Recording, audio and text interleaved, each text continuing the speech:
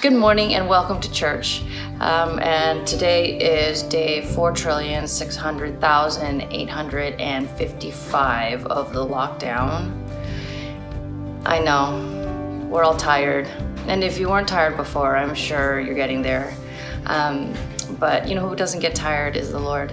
God does not get tired, and He will sustain us. We will get through this and make it a daily practice, just like Israel when they had to depend on God for their daily bread in the desert. We're like that right now, that every day we need to depend on God for what we need today, and we will have enough strength, enough wisdom, enough resource to get through today. And so I encourage you. And so let's spend some time worshiping this God who is who He says He is.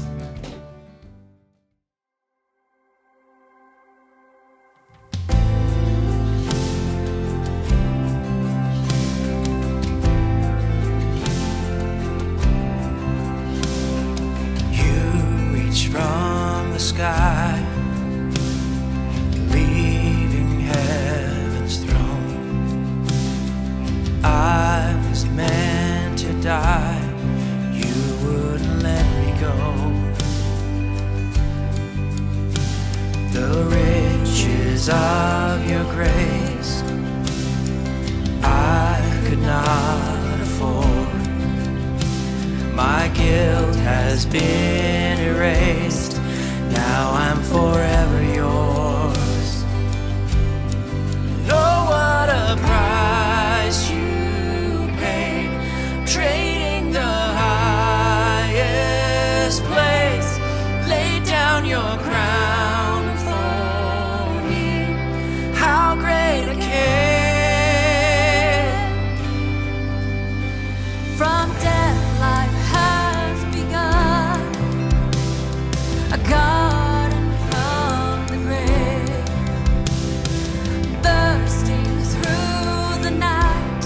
Yours is the victory.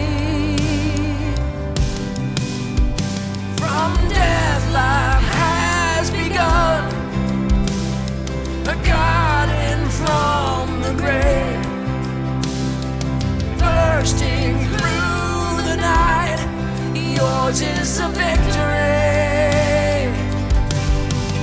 Oh, what a price you paid, trading the highest place. Lay down your crown for me, how great a king. Oh, what a life you gave. You gave up everything that you would die for me. How great a king. How great a king. How great a king. How great a king. How great a king. For all you are, for all you've done, we lift you up, lift you up. For all you are, and all you've done, we lift you up. For all you are,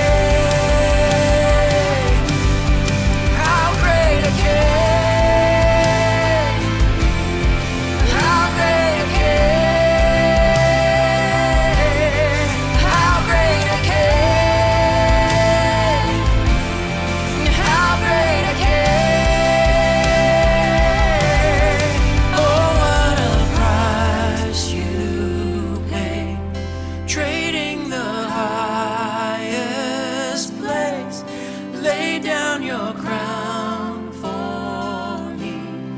How great a care. Oh, what a life you gave. You gave up everything that you would die for me. How great a care.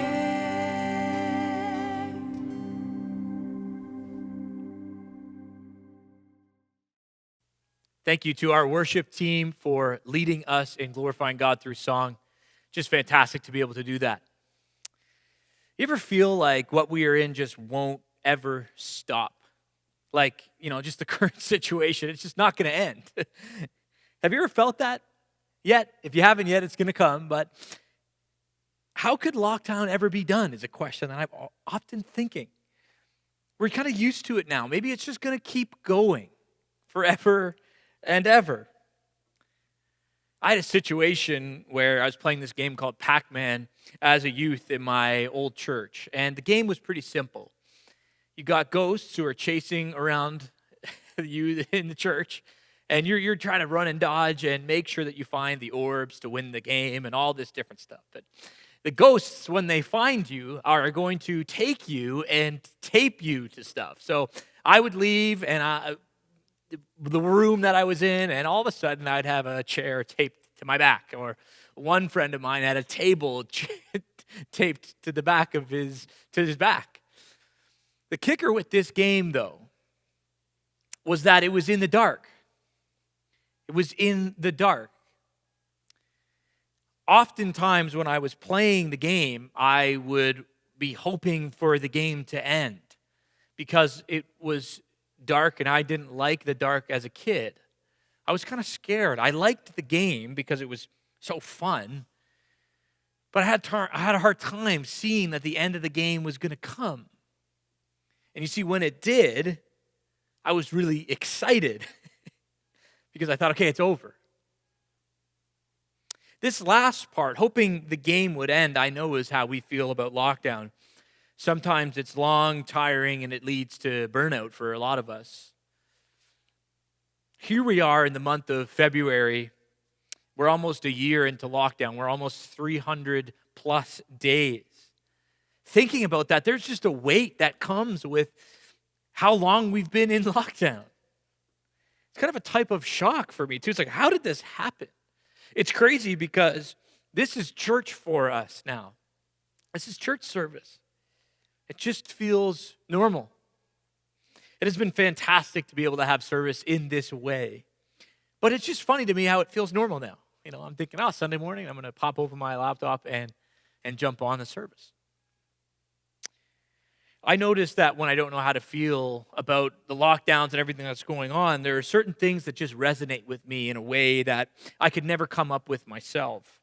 Sometimes it might be a song you hear. I don't know if you feel about that, but sometimes it's a song you hear that just explains exactly how you're feeling.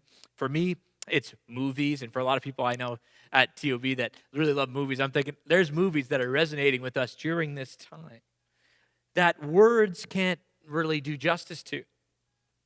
Another thing that's helping me through this time is the reality that this season is so unique in that in this season, God is going to speak to you in ways that he will never speak to you really again, because this is a unique situation that we find ourselves in. Believing that truth has been really helpful for me during this time. If you're new or you've been faithfully joining us week to week, we just finished up a series where we looked at the book of Philippians, and we looked at the Apostle Paul and that he could receive forgiveness of sins through Jesus, and he found so much joy in that even while he was in a jail cell. We talked a lot about money near the end too, and our contentment with that. And we continue to learn and dive in over these 300 plus days, because that's what we're called to do, to be good news where we find ourselves and continue on our journey with God. For some of you as well, I understand that, maybe God isn't a part of your framework at all. Maybe he's just not part of your deal. And you might not even have thoughts for God or a framework for Jesus.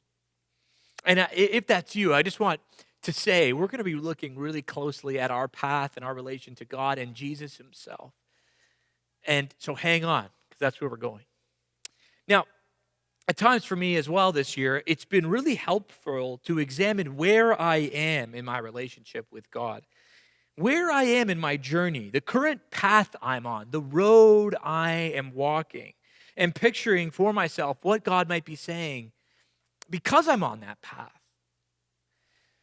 At times, we need help thinking about where we are in our journey with Jesus. So I, and more importantly, Jesus, are going to help you do that. So for your youth or your kiddos, and even for ourselves, we're going to be doing something a little bit interactive here to look at where we are in our walk with Jesus, to feel something and to see something tangibly for ourselves, picturing Jesus and us in a story together. In other words, one of the things that this is going to help us do is see the needs we might have in this season. You see, it's easy to pass by and let sort of the monotony and the routine of our day-to-day lives just take over. And because of that, we don't step back and see the bigger picture or where we even are in our relationship to God. So this is something that we can do, and it's going to be a fun little activity. So the first thing I want you guys to do is open up your Bibles to Matthew 8:1. And the Gospel of Matthew was really loved by the early church. That's why it's first in our Bible, our New Testament. It wasn't that it was first written, it was just cherished and loved by the early church. Mark was likely the first gospel written. It's short and to the point. And so we're in the Gospel of Matthew, 8, verse 1. So turn there. Then grab a pen, paper or journal or anything like that. And what we're going to do is conceptualize where we are in this little story. You see, what we're going to do is put Jesus on the left side of the paper and this priest who is sort of the other player in the story here. We've got Jesus, we've got the man with leprosy, and then the priest. And what we're going to do on your piece of paper, what I want you to do is on the left side of your page, put Jesus, and on the right side of the page, put the priest, and then leave some room in between. Now what we're going to do is read the story, and then we're going to place ourselves in the story. So grab your paper, your pen, and Matthew 8, 1-4, Jesus on the left, the priest on the right, and we're going to read. Here is Matthew 8, 1-4. When Jesus came down from the mountains, large crowds followed him. A man with leprosy came and knelt before him and said, "Lord, if you are willing, you can make me clean." Jesus reached out his hand and touched the man. "I am willing," he said, "be clean." Immediately he was cleansed of leprosy. Then Jesus said to him, "See that you don't tell anyone, but go, show yourself to the priest and offer the gift Moses commanded as a testimony to them." A story of a leper, a man in need, an outcast to society, someone with no future, no hope at all. And Jesus loving him, meeting him in that position, and then telling him to go to the priest as a symbol, as some reminder to the priest that, well, this Messiah is here because the sick are being healed, the blind are seeing, the deaf are hearing. He received healing. The interesting thing is how quick this story is, but this is going to help us with a framework in our current situation we might find ourselves. So we have Jesus on the left side of your page, and then we have the priest, and the final destination, which is the priest, right? Here's what I want you to think about. Are you coming to realize you need help? Are you coming to realize you, like the leper, really have a problem and need Jesus to do something for you? You might have come to the realization over this lockdown period that you are going through something. Maybe God is bringing up something. You need God to touch you or heal you in a certain way. So if this is you, you need to put yourself on the page. So put yourself a little stick figure beside Jesus with an arrow pointing to Jesus saying, "I need an answer. I need help. I have a burden. I have leprosy. I have a problem that I need to actually give over to Jesus." With an arrow pointing towards Christ, you are coming to him with something you need healed, fixed, some burden. Maybe there's something that you have yet to bring up to God and you're afraid to ask. There could be a relationship that needs healing. Maybe you're so burnt out from this season, you don't even really know where to begin. You might just be tired of all this, or how could God make my situation better? There's a problem at work, in your family, whatever it is. Who knows what this man did before he reached Jesus? And that could be you. You're going to everything else and you're realizing as you see Jesus in this posture, in this beautiful story, I, like this man, need help. You could be in this stage, needing healing, coming to the realization that you actually need help. You're recognizing your need to come to Jesus with this burden and hand it over to him. So that's what I want you to think in your heart. Am I that person? Do I need help right now? Is there something where I just got to give over to Jesus? If you don't have a framework for Jesus, this is a great place to start. This is his posture to those who bring burdens to him. So if something too big to carry, Jesus is saying, fantastic, I accept you. I embrace you. Thank you for bringing it to me. This could be anything. Again, this could be anything. It could be burnout. It could be pain. It could be sin. It could be questions. Maybe you don't even believe in God. There are so many things that might be pushing you away from God. Maybe you have questions about how could God exist? Is Jesus really a person? Did he really live? How did the universe start? There could be millions and millions of questions you have about your faith. But what I want you to see is Jesus' posture towards you, which is that he wants to take the burden. You see, that's the first place you could find yourself in. The second place is you've received the answer. You could be like the leper who's been turned and are going now to the priest, to the final destination. You might see the light at the end of the tunnel. You might know what it is, what answer, what promise you've been given. You might now know the path you're supposed to walk on. Maybe you know the path. You might see the light. You might have received the healing, and now you're on this journey back to the priest. You've received this promise, and oh, how sweet those promises are that God gives us. See, this can be an amazing step in our journey towards God, but it can also be the place where we don't follow through. We don't end up where we ought to, and we don't end up seeing the testimony to fruition.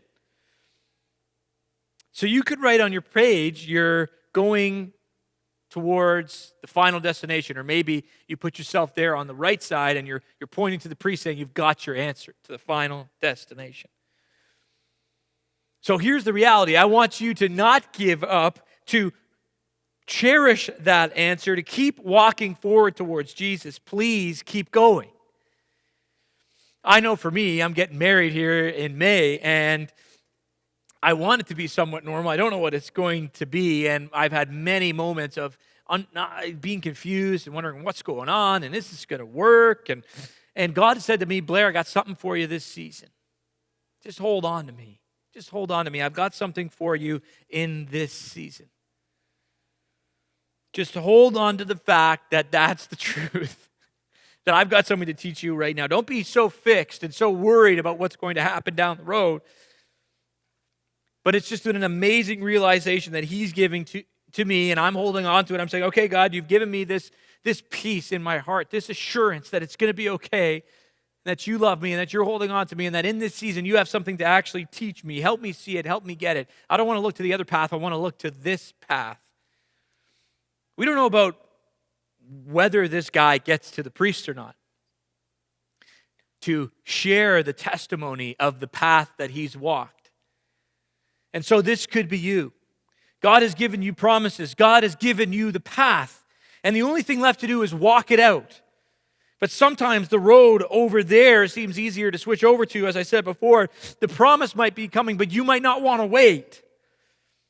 Here is where we see that wherever we are, God does not want us to give up or change the path that he's put us on. He wants to help us identify where we are with this particular situation and hold on to the path that we're on.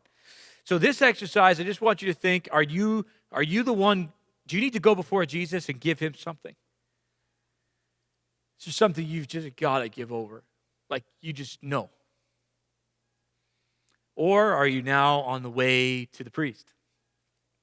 Identify where you are. And here's the reality that's so beautiful about Jesus, again, for this framework thing. Jesus doesn't turn us away. He doesn't look at you and condemn you. He's actually for you, loves you, wants you to bring this thing up and have him deal with it. This is the person we worship. This is the posture of Jesus. There's a few times where Jesus talks about his posture. I'm lowly and meek, and I want to meet you there. This is the person, this is the God we worship. Jesus, the God-man. We're glad to worship this King. This is his posture. A man who wants to know our pain because he went through it himself. So if you can't picture Jesus, this is for you. He wants to hear you. He wants you to give over your burdens to him. The process of showing your burden to Jesus must be done. Just must. So hold it over to Jesus. Hand it over. Don't hold it. Hand it over to Jesus. He made you. He wants to see that thing, that burden, that difficulty. Now, again, sometimes we get this light at the end of the tunnel here, this priest, this destination to walk towards. And actually, the reality is, eventually, Jesus takes all of us and turns us on this path. Jesus takes all of us with our burdens and then directs us down a new path. He answers. He nudges us in our hearts. He provides a light. He takes our burden and says, here is the promise. Believe me and walk the path. But how can I keep going when the promise hasn't come yet? Or when we aren't there yet? Or the journey is longer than we thought? Or how could I keep, for me, playing Pac-Man when the lights haven't gone back on yet? Because I'm scared of the dark. I can't stand this path even though the promise has been given to me because the promise seems so far away and the path seems so hard to continue to go down. How do we stay on track in all of this? How do I follow that narrow path that Jesus gives me? Because we all eventually end up down this narrow path. We all do. Those of us who confess to Jesus and say, I need help. He turns us and directs us eventually down a path. His plan, his path, but it's hard to stay on it sometimes. How do you stay on the narrow road? How do I stay on this road? So, one of the things that has been really big for me is studying the Israelites, the chosen people of God. They had many adventures with God. They were called out of slavery into the promised land in one of their many adventures. They were saved many times by God, and in this story, they're slaves. They're in this position where they're working for another kingdom and not the kingdom that they want to be worked for. They're treated like dirt in order to advance this other Pharaoh, this other king. One very different than that of God's. God brought them out, delivered them from the hands of the Pharaoh in order that they go to the promised land. A land God has prepared. A land God prepared for his people Israel. When the people of God arrived in the promised land, there were only a few Israelites who stayed true to the path. Only a few who stayed true to what God had called them to. There's this fantastic little book I'm reading by A.W. Tozer called The Fire by Night and the Cloud by Day. And he does a great job at just highlighting how we can make sure we're staying on the right path. How can I make sure that I'm staying on the right path with God? Here's one of the things he says that I find really helpful. This was the purpose of God for Israel all along. He would bring them into the land to possess what he would promise them. He also says, one thing we need to comprehend is that God saves us out of to bring us into. God saved Israel out of Egypt in order to bring them into the promised land. I love this part. This pathway is littered with opposition and enemies and adversaries. But God has said that he would take care of us, lead us, and guide us. Once we surrender ourselves to God and allow his wisdom to be our wisdom, we have nothing to fear. You see, this path you're on right now, the devil wants nothing more than for you to be shaken off of it. That's what he wants. He wants you to go the other way. It's going to be riddled with opposition and adversaries. The prince of the air, right? We don't fight flesh and blood. We fight the devil trying to knock us off this path we're going down. Abram, when he was 75, was called out of where he was and told to what God was promising him. So here's this thing I'm giving you, go do it. Here's what it says in Genesis 12. The Lord said to Abram, go from your country, your people, and your father's household to the land I will give you. Love that little verse. The promised land. I will make you into a great nation. I will bless you. I will make your name great. You will be a blessing. I will bless those who bless you, and whoever curses you, I will curse. And all peoples on earth will be blessed through you. God is saying, go to Abram. Trust the promises I have given you. But to show me that you trust me, get going. You see, what Tozer's getting at here is that Abraham, the Israelites, the people, got saved from something into something new. At the core of this is God's heart for all of us. What oftentimes would take place, though, is they would forget, or they would see the troubles they were going through and forget the promise, or have the trouble, the obstacle, the battle become the dominant thing, and the promise that was given at the beginning, they would stop believing it.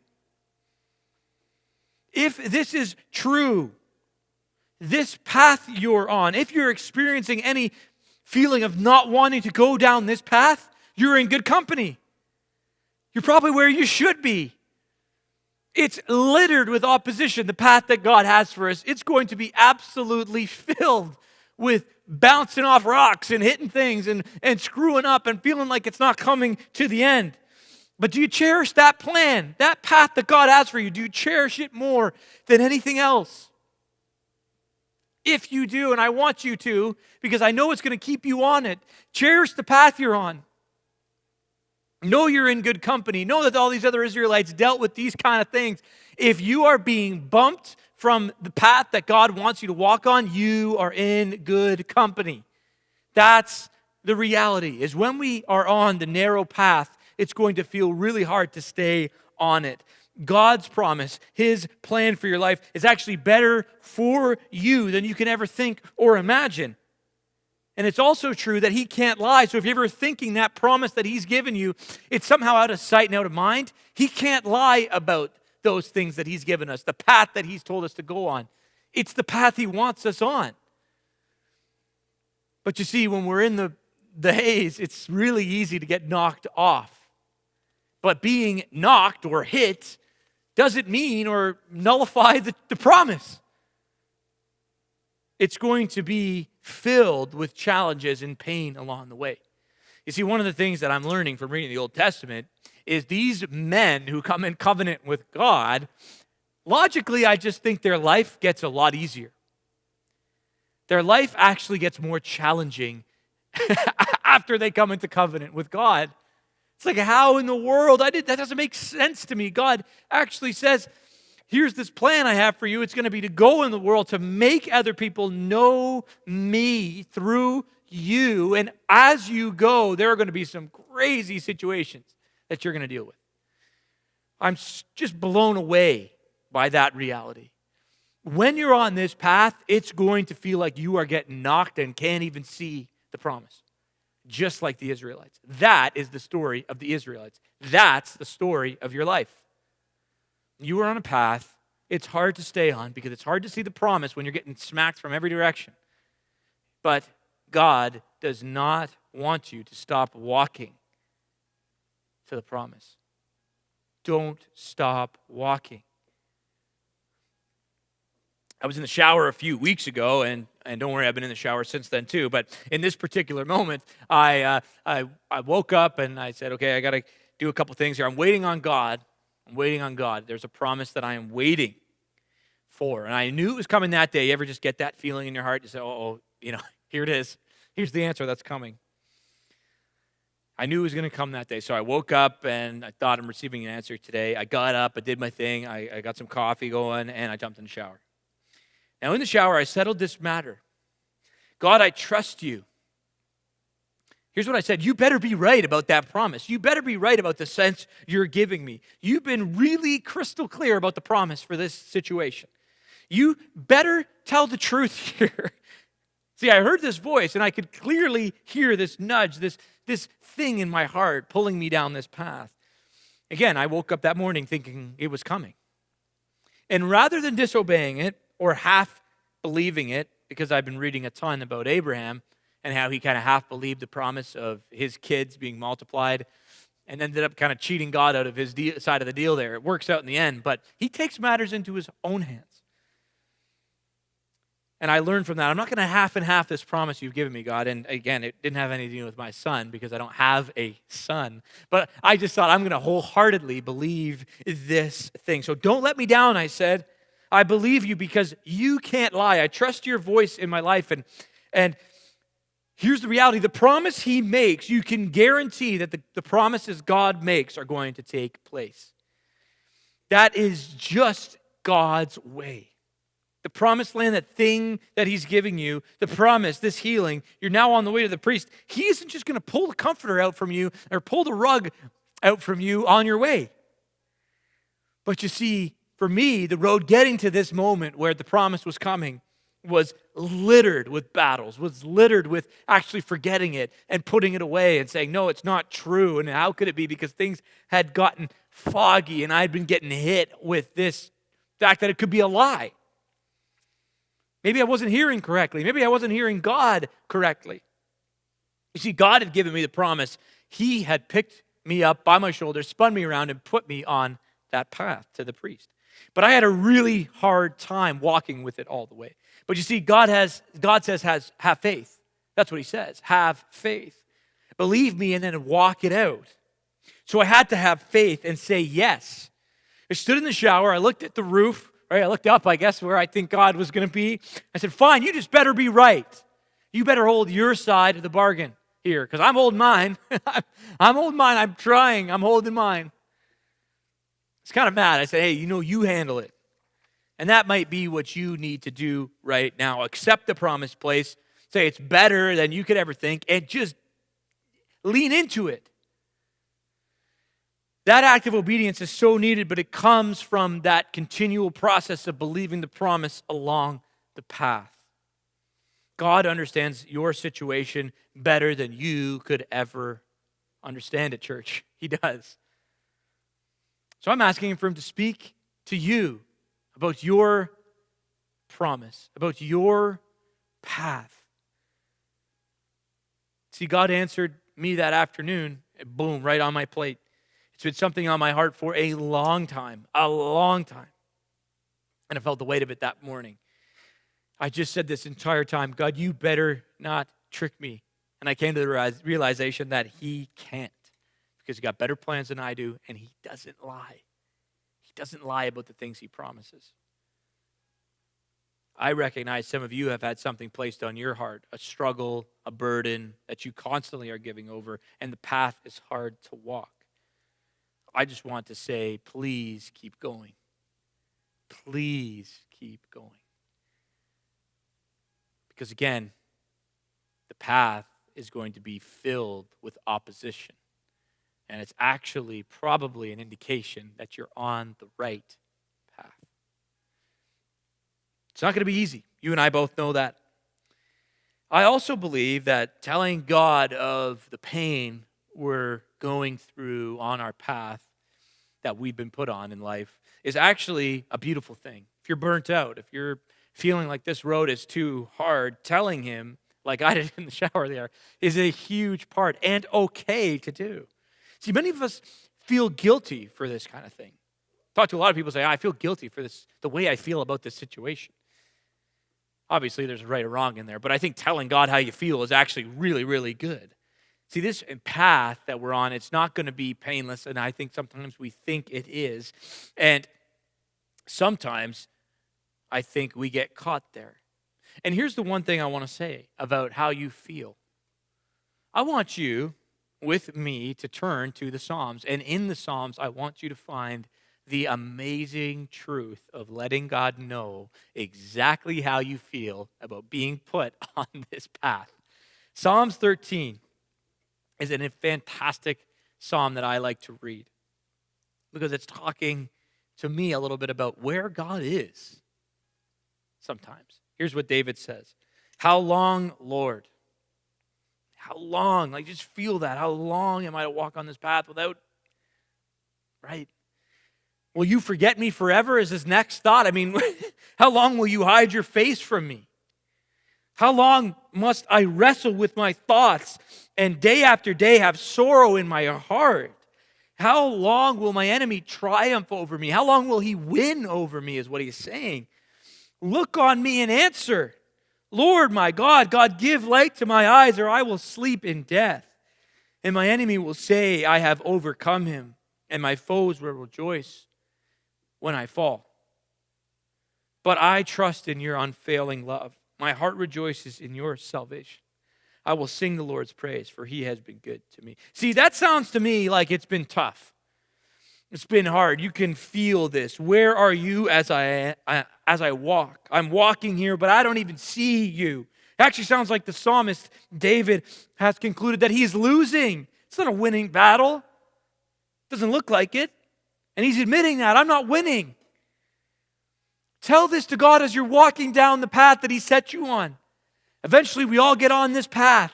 We all get on this thing. If we come to know Jesus and say, forgive me of my sins. I got this burden. I'm giving it over to you. Now I'm walking on this path. We all end up here. You might even feel like you're admitting defeat. But how he ends this is so special. I will trust in your unfailing love. My heart rejoices in your salvation. So you at home, admit defeat in the situation. But rejoice and keep on walking. Keep walking down the path. That's what I was doing. I was going, man, this promise you've given me, God, I can't believe it. I can't even believe it, but I'm going to believe it. I feel like I'm losing, and you're good. This beautiful mix of emotions that I was going through reading these Psalms, coming to realize that actually telling God how I feel is perfect and exactly what he wants you to do. Psalms 13 is a beautiful psalm. There's many about being on the path. See, this path you're on is not wasted time. This lockdown is not wasted time, even though we all want it to end. See, we're in the fire right now, and the point is not to be burnt up, but to have it purify us so we can see God clearly and see our path more clearly. So there's a point to all this pain. There's a point to the pain. There's a point to the path. It's ultimately to have a testimony at the end of it all. To those who don't believe. It's ultimately to have a testimony to the priests who don't believe that Jesus could be the Messiah. It's like, man, you walked the path, and other people see it and go, whoa, that's crazy.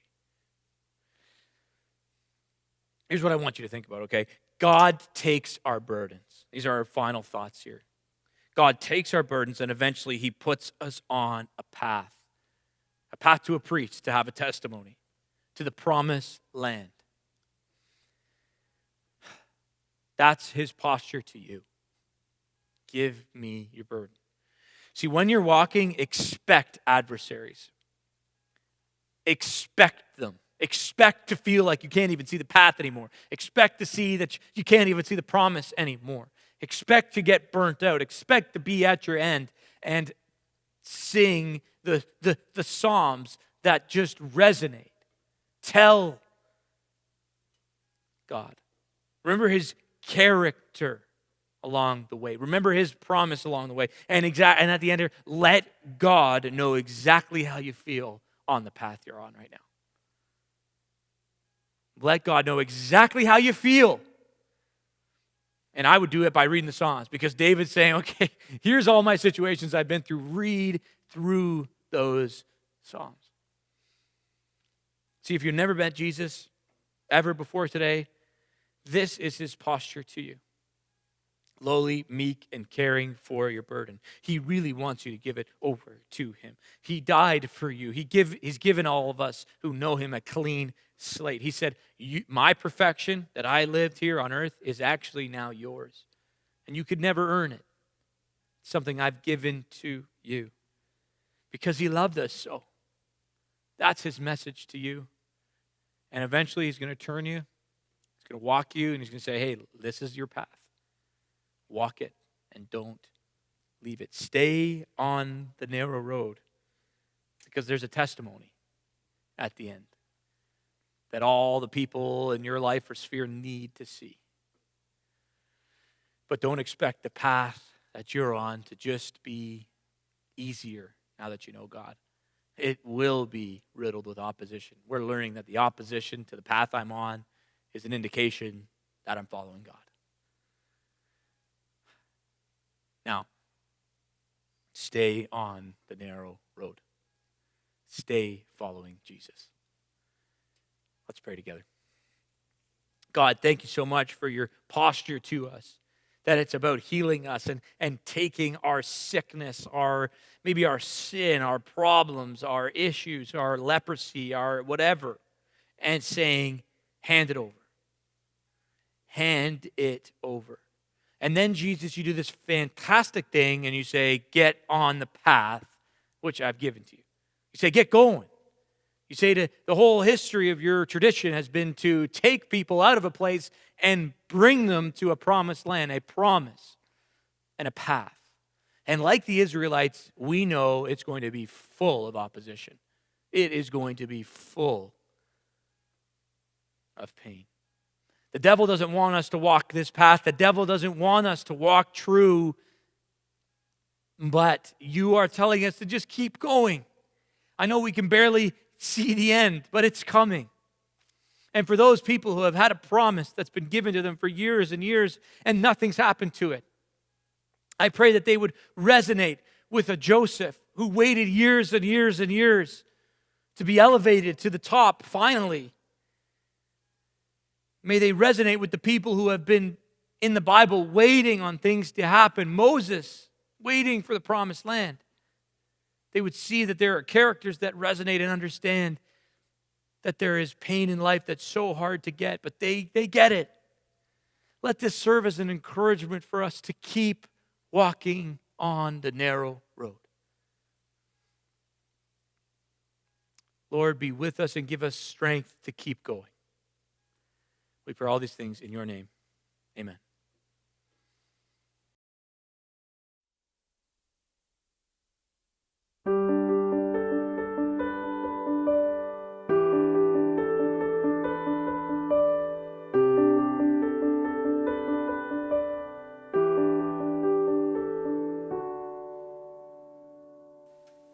Sovereign in the mountain air, sovereign on the ocean floor, with me in the calm, with me in the storm, sovereign in my greatest joy, sovereign in my deepest cry, with me in the dark, with me at the dawn.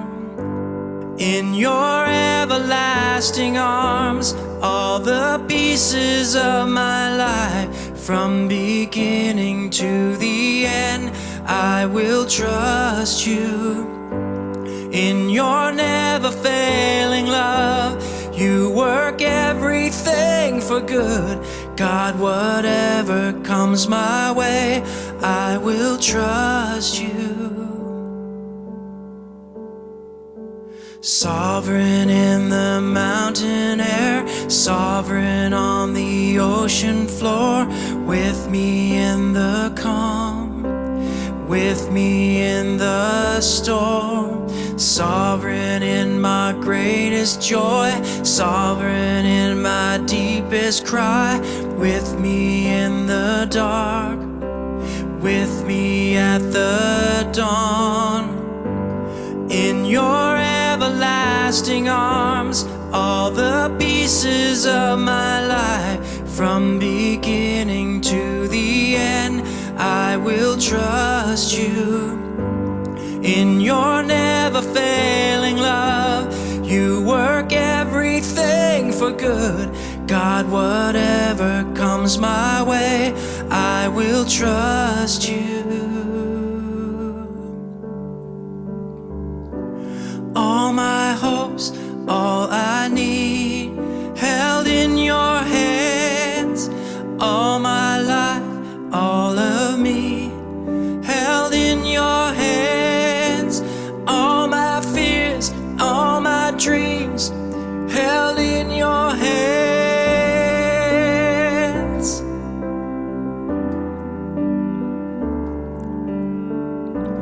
All my hopes, all I need, held in your hands.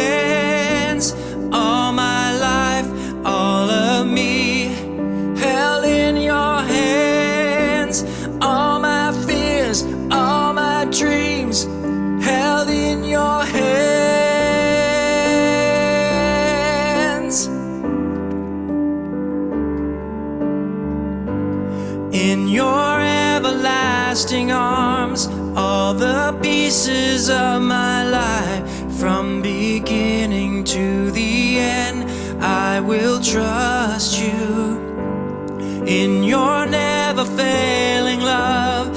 You work everything for good. God, whatever comes my way, I will trust you. God, whatever comes my way, I can trust you. God, whatever comes my way, I will trust you.